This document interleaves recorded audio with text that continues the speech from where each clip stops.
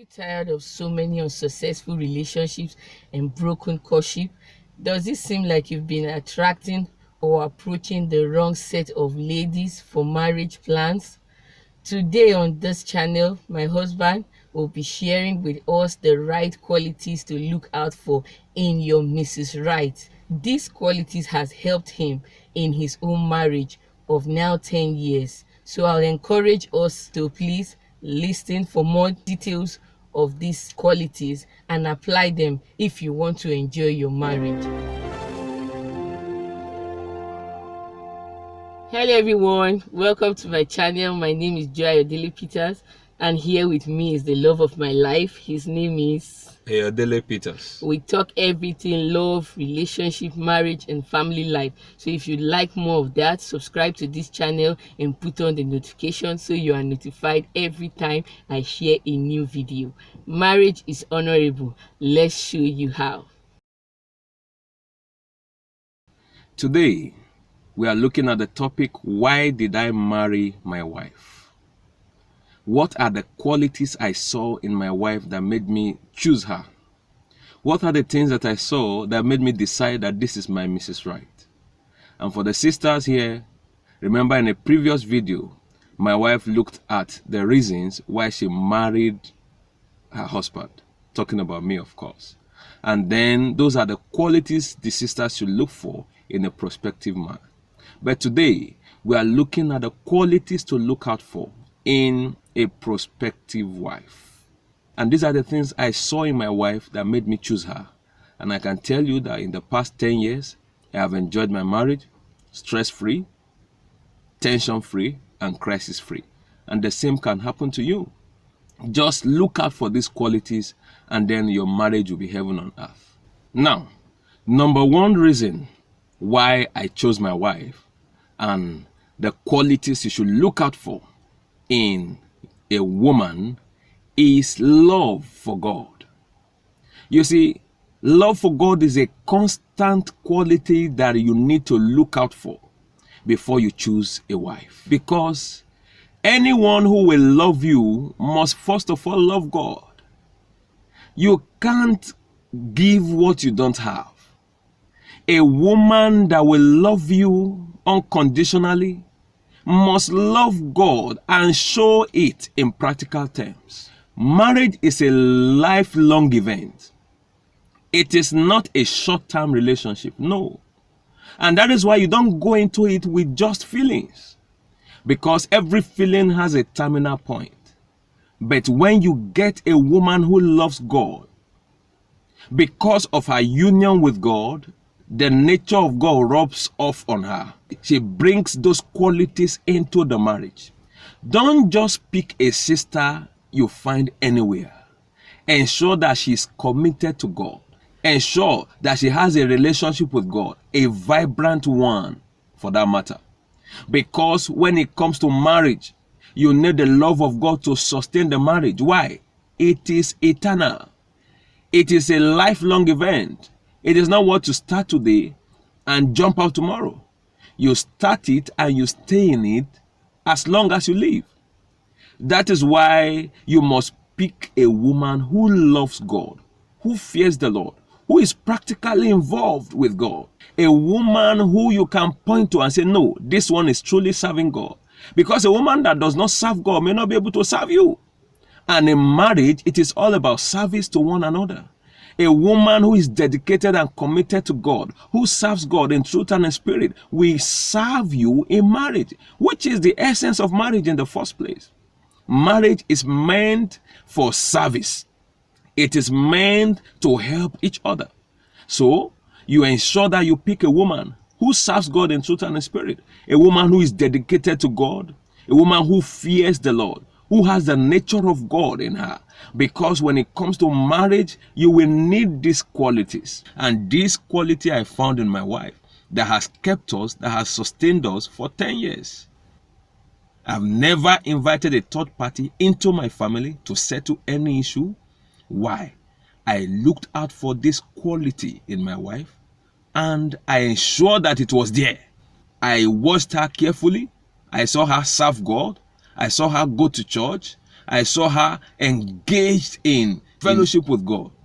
And that proved to me that she fears the Lord, that she loves God. And I knew by that quality that she will be committed to me, she will be committed to the marriage and committed to the relationship. So this was the first quality I saw in my wife. And brothers, before you pick that sister, look out for this quality.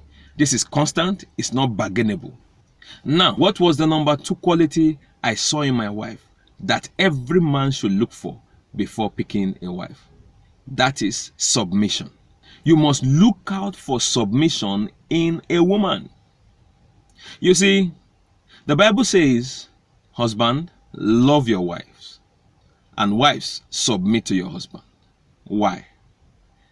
Women do not have the problem of love.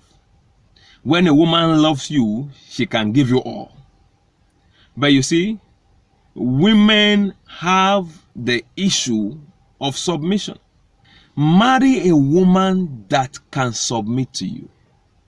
Marry a woman that can take instructions from you. Marry a woman that can take corrections from you. It takes someone who can submit to take correction.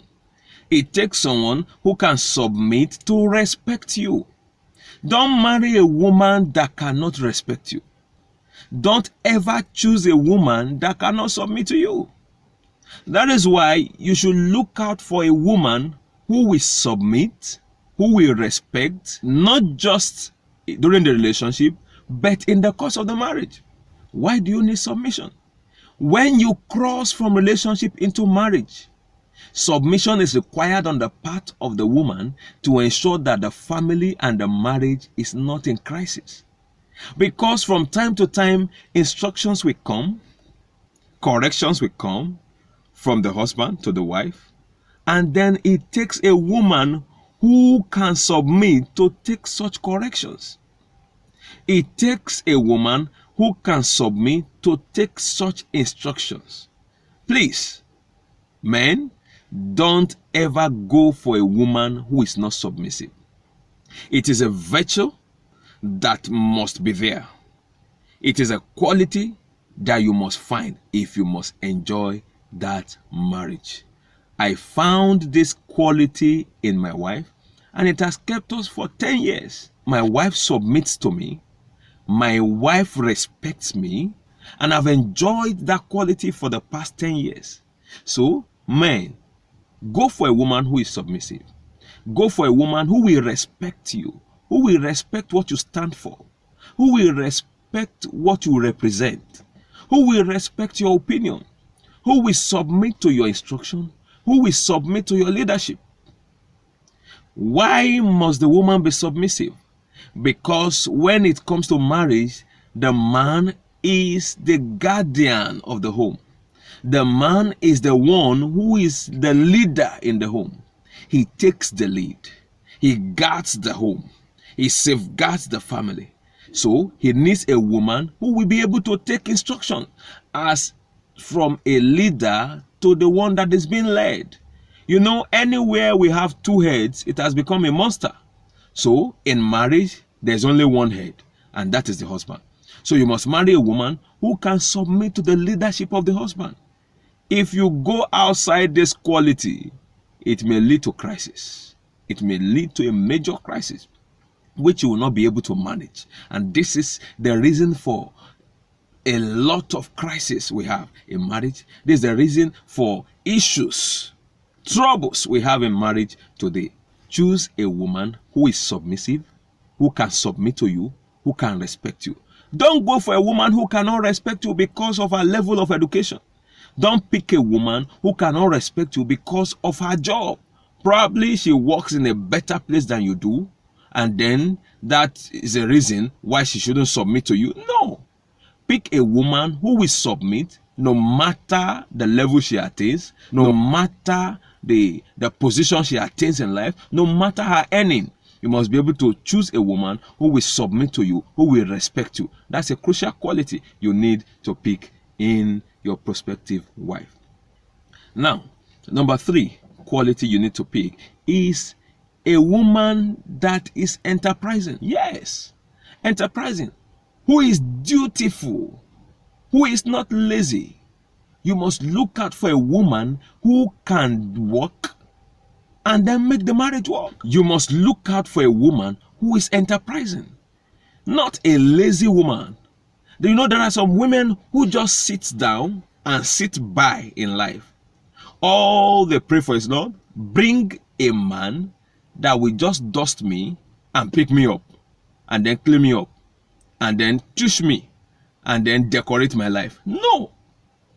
Marry a woman who is enterprising. Marry a woman who is not lazy, because a lazy woman may end up rubbing off on you.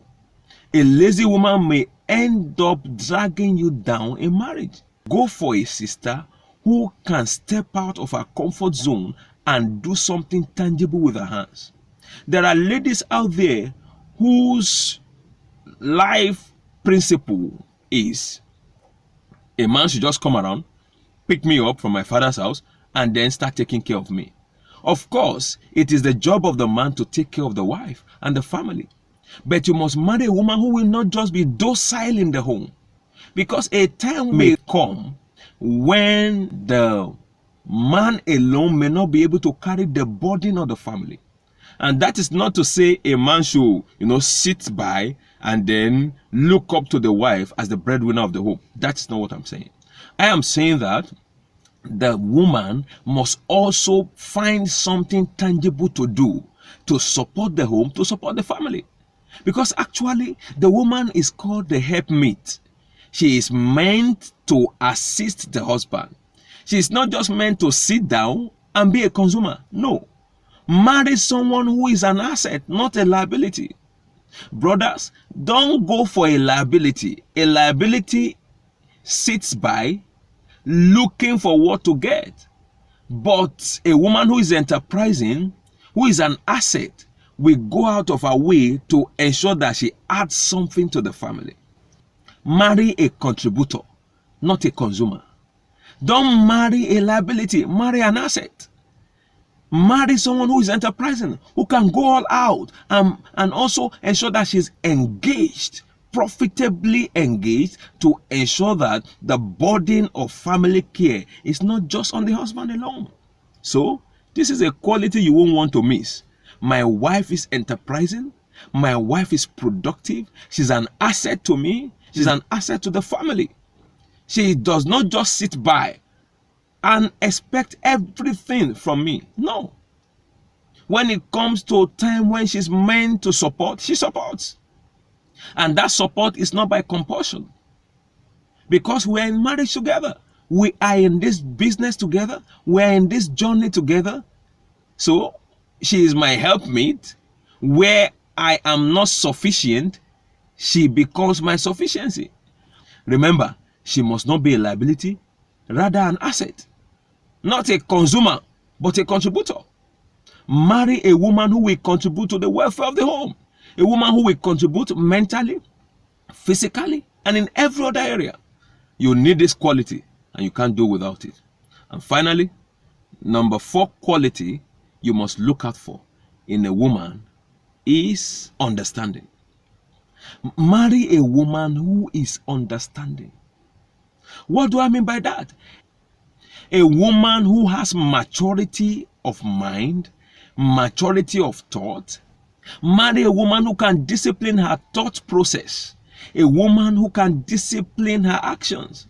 A woman who is understanding. A woman who is matured at heart. Why? When you get into marriage, there are events and situations that will crop up in marriage that will require a woman who has understanding.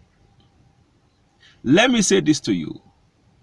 In marriage, you need more of understanding even beyond love. Certain events will occur in your marriage where you will need a woman who is understanding, where you will need maturity to handle. Some events may come up in marriage where you will look for love and you may not find it. It may not be close by. The love you profess for each other, the love you confess to each other may not be there. When the storm comes, you need understanding to keep on going. When the ship is under the attack of the storm, I mean the ship of marriage, you need a woman who is understanding, a woman who is mature to keep on keeping on with you. So, brothers, look for someone who is matured at heart. Look for someone who is understanding, who has understanding of marriage, who has the understanding of what it takes to be together, to stick together, no matter the challenges that comes up in marriage. Some women, we cave in at the very slightest crisis, at the very slightest challenge, at the very slightest temptation, at the very slightest issue in marriage. What is the difference between those who face certain challenges in marriage and they are still together, and those who face little crisis in marriage and they are separated and the home is broken? Maturity, understanding the fact that even though we are challenged today, tomorrow is beautiful, tomorrow is brighter. We have a brighter future together in marriage. So these are the qualities you should look for in a prospective wife. Number one, the fear of the Lord. Love for God, love for God, love for the kingdom. A woman who doesn't love God may not be able to love you. A woman who is not committed to God may not be committed to the marriage. Number two, you must look for the quality of submission in a woman. A woman who cannot submit to you, who cannot respect you, is not a good choice in marriage. Number three, you must look for a woman who is enterprising. A woman who is not lazy, an asset, not a liability. And number four, you must marry a woman who is understanding, a woman who is mature at heart. Ensure that you look out for these qualities if you must end up having a fruitful and a wonderful marriage. So this is it, guys. The right qualities to look out for in your Mrs. Right. I hope that these qualities that he has shared from his personal experience helps you in your relationship and marriage plans. If you like more of this kinds of video, click on the videos on the screen. Don't forget to subscribe to this channel and put on your notifications so you are notified every time I share a new video. Thank you so much for watching. I'll see you in the next video. Bye.